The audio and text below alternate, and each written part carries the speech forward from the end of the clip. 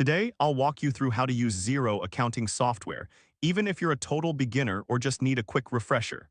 By the end of this guide, you'll know exactly how to navigate Xero's features so you can efficiently manage your business finances.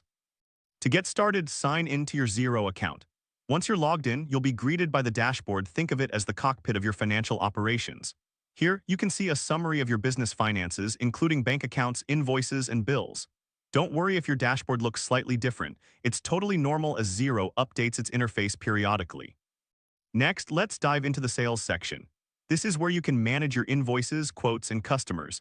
Imagine it as your virtual sales assistant, helping you keep track of who owes you money and what transactions are in progress. Take a moment to explore this area and familiarize yourself with the tools available. Now move on to the purchases section. This part of Xero is like your digital filing cabinet for managing bills, suppliers, and purchase orders. It's designed to streamline your expenses and ensure you never miss a payment. Spend some time here to understand how you can organize your outgoing finances effectively. In the accounting section, you'll find access to bank accounts, reports, fixed assets, and account settings. This is your command center for deeper financial insights and adjustments. Whether you're reconciling bank statements or generating financial reports, this section has you covered. Additionally, Xero allows you to manage contacts and projects using the navigation menu. Think of this as your business Rolodex and project planner combined.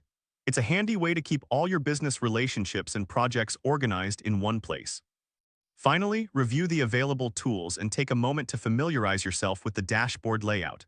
Like learning to drive a new car, it might take a little time to get comfortable, but soon you'll be navigating Xero with ease.